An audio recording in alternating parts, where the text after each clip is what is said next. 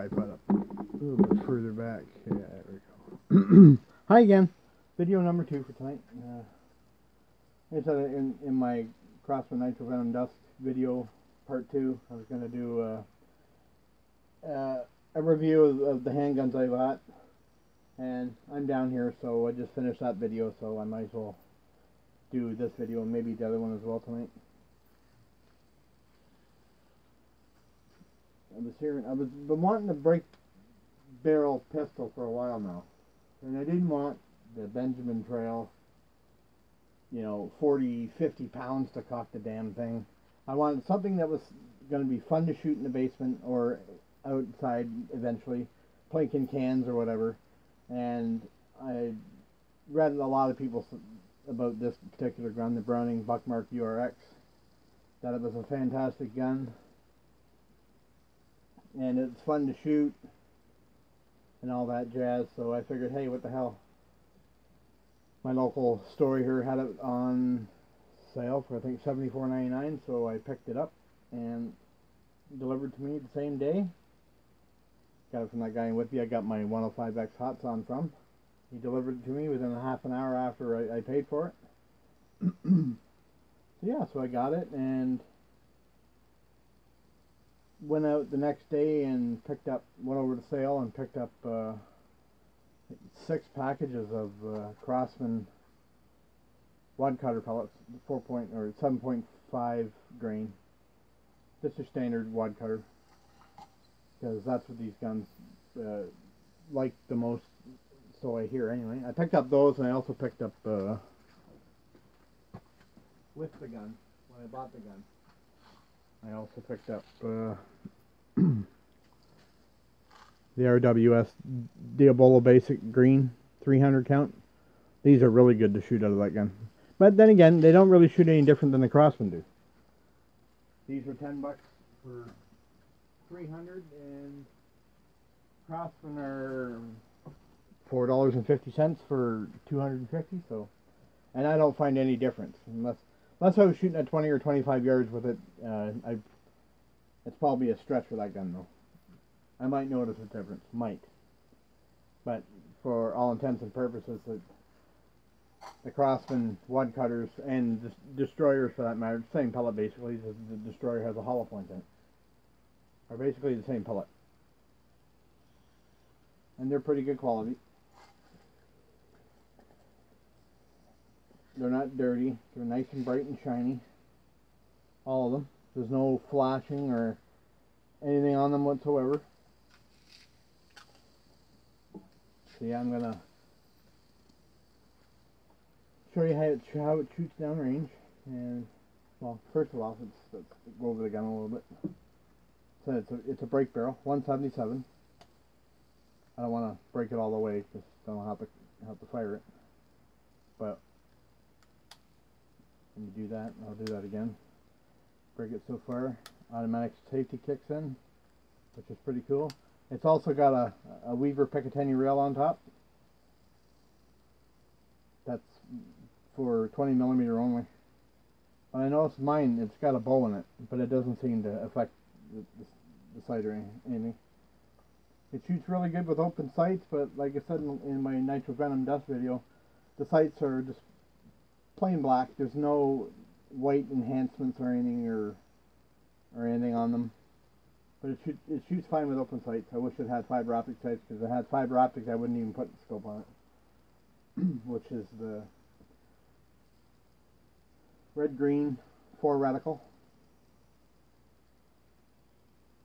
I don't know if you can see that. It's on dot right now. That's the reticle I like the best. If you can see it, let me see if you can see it. Of course, the light's impeding it.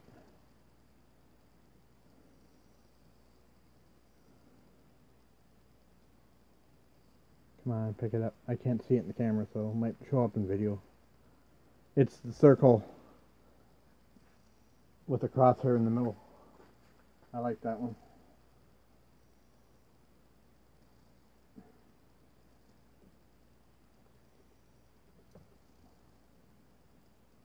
Like I said, it's a nice gun. It's got a great grip on it. Fits the hand real nice. It says Browning Buckmark URX right there. It's made by Umarex, by the way. I got a lot of guns that are made by Umarex, apparently. All my handguns, all my blowback and my revolver and all that, they're all made by Umarex. Or KWC, rather. They're made by KWC. This one's made by Umarex. They're marketed through Umarex, those guns.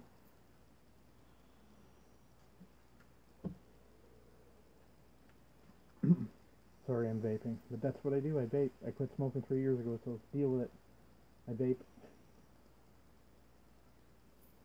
Yeah, so I'm gonna do a decibel test of this too, and probably a 5-shot accuracy test, just to show you what the gun's about. Not really much to say, more to say about it. It's got a wide bore muzzle, so it looks like a real gun, and the barrel, the 177 barrel, is up here, so it's not even centered in the bore. I don't know if you can see that, but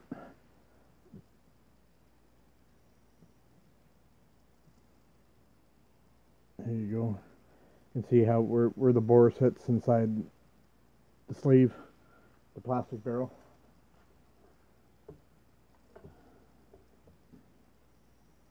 Yeah, like I didn't want to put that red dot on it, but you know, sight picture's not the greatest, even with adding white or fluorescent accents to it.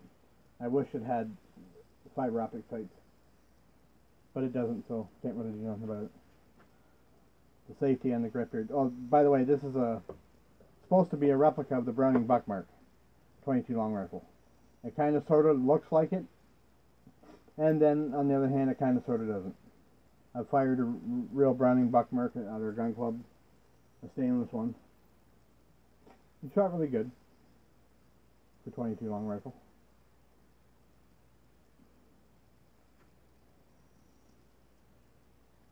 Now, performance-wise, it is accurate. It's a really accurate gun. A little bit underpowered, if you ask me. Basically, it is marketed as 320 feet per second with alloy pellets. That's like 5 grain pellets, so I don't know what it's doing with 7.5 grain pellet or 7.4 grain pellets. It's probably shooting like 260, 270. All I know is when you fire it, you hear a pop dink. You can actually hear the pellet hitting the target. And the most disappointing thing about this gun as a whole is it's great up until the trigger. The trigger, oh my god. I wish I had a trigger full gauge, because I bet you it's about 8 pounds, if not more. It is heavy, and it makes being accurate with this gun extremely difficult. But other than that, it's a backyard plinker. It's basically what it is. So let's get on to the decibel test here. Back in a minute. Okay. All the noise I'm making, 71.9. Okay, I'm shooting the Craftsman wad cutter, 7.4 grain. Yeah, I'm pretty sure they're 7.4 grain.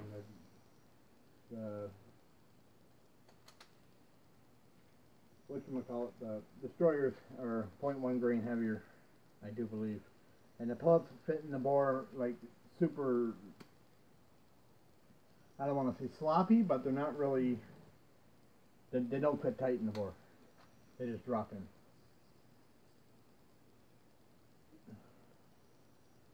Okay, we're just going for decibels here. Off goes the safety. Now, have you heard that ping? Wow, even 91.7 decibels? That's pretty loud for a little break barrel pistol. But it would be backyard friendly. Shot 2.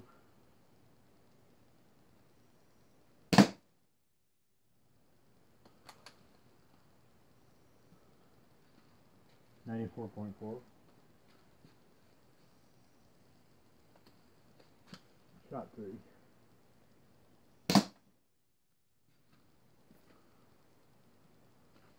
There you have it.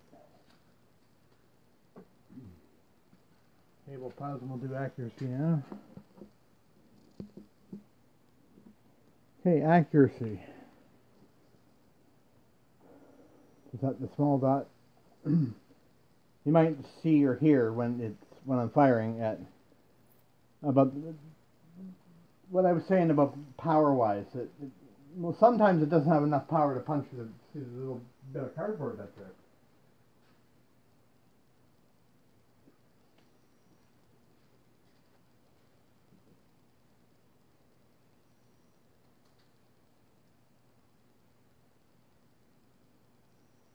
I'd like to try the alloy pellets too, so see what they would do. Here's shot one.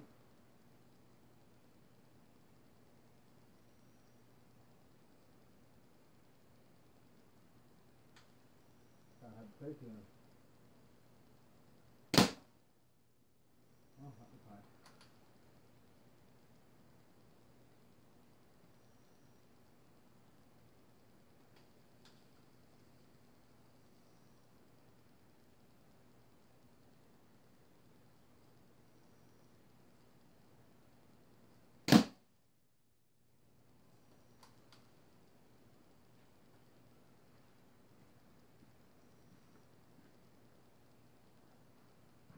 Come down and see, I see reflection off it's the marker. Reflection off the dot.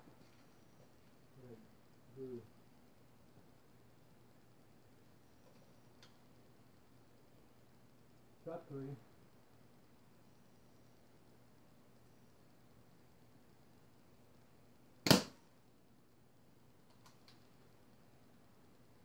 Do 5.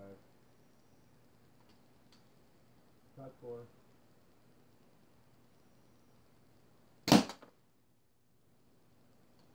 Now, did you hear that? That actually ricocheted off the cardboard.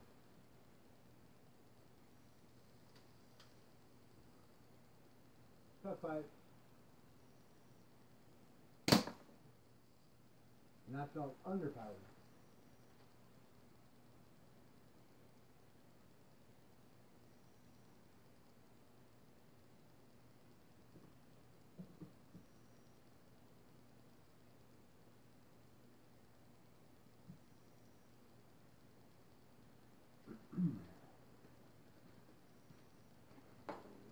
Yeah, you can see. I don't know what shot that was. It didn't even punch through the paper. Like, what the hell? That's how weak it is. Okay, that's all done. But what I'm saying is, like, that one shot I just showed you, that didn't even punch through the paper. The cardboard, rather. There's got to be a mod out there somewhere that someone's done to make this gun a little bit more powerful, because this gun should be shooting about 450 at least. Even if you could take it apart and beef up the spring or whatever, because it's a spring piston gun.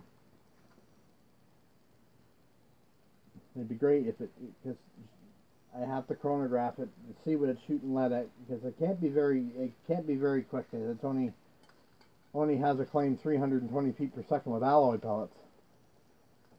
Or it could be 360 or whatever, I can't remember what it is. But it's in the 300s, that's all I know, with alloy.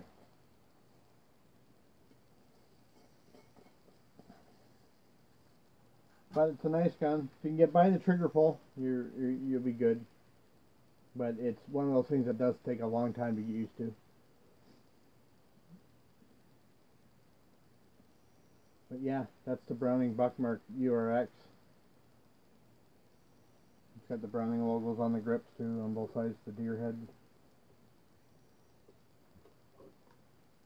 I'll put my little